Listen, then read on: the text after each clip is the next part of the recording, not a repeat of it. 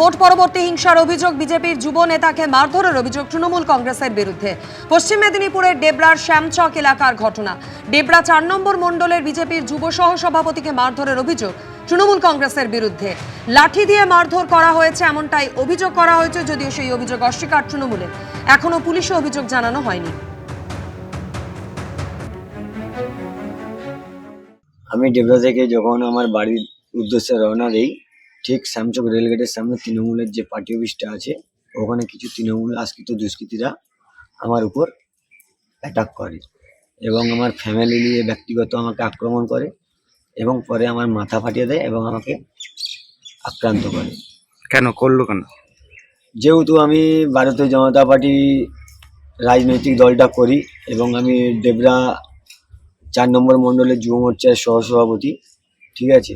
তো এই দিয়ে আমার উপর ব্যক্তিগত তৃণমূলের যারা আমাদের ৬ নম্বর জলিমান্দা অঞ্চলের যারা কার্যকর্তারা আছে তৃণমূলের, তারা আমার উপর অ্যাটাক করে। এটা সম্পূর্ণ ভিত্তিহীন অভিযোগ। যত ৪ তারিখ এগিয়ে আসবে, বিজেপির ছোট বড় মাঝারি সব নেতৃবৃন্দ প্রলাপ করবে। এটাও ঠিক তাই, কারণ আমাদের নেত্রী মমতা বন্দ্যোপাধ্যায় নির্বাচনের পর তিনি ঘোষণা করেছেন এবং নির্দেশ দিয়েছেন প্রত্যেকটি কর্মীকে সংযমী থাকতে এবং শান্ত থাকতে। অন্যদিকে আমরা দেখেছি বাংলার প্রাণকেন্দ্র ভবানীপুরে বিরোধী দলনেতা তিনি পরিবেষ্টিত হয়ে কেন্দ্রীয় বাহিনী বলছে মারো মারো মারো। তাহলে বিজেপির সংস্কৃতি মারো মারো, আর তৃণমূলের সংস্কৃতি হচ্ছে যে মানুষকে সংযমী থাকা। বাণিজ্যিক গ্যাসের এতটা দাম বেড়ে যাওয়ায় মাঝারি এবং ছোট রেস্তোরাঁর কাছে এটা বিরাট বড় ধাক্কা। দাম বাড়বে খাবারের, অটো এলপিজির দাম বাড়াতেও সমস্যায় পড়বে মধ্যবিত্ত, মত অর্থনীতিবিদ শৈবাল করেন। বাণিজ্যিক গ্যাসের সিলিন্ডার তাতে প্রায় ১,০০০ টাকা, এবং দুটো মিলিয়ে ধরুন আপনার গত ৬ মাসে বোধহয় ১৫০০-১৬০০ টাকা মতো দাম বাড়লো। এটা কিন্তু মাঝারি এবং ছোট রেস্টুরেন্ট এবং যারা ধরুন স্ট্রিট ফুড বিক্রেতা তাদের কাছে বিরাট ধাক্কা।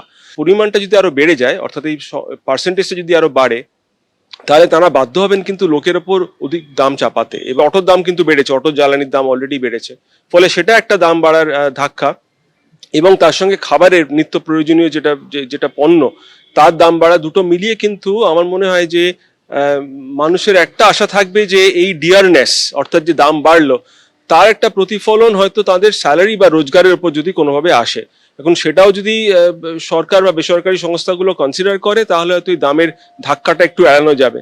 কিন্তু সেরকম আমি কোনটা দেখছি না, কারণ পণ্যের বাজারও তো খুব ভালো চলছে না। এবিপি আনন্দ, এগিয়ে থাকে, এগিয়ে রাখে।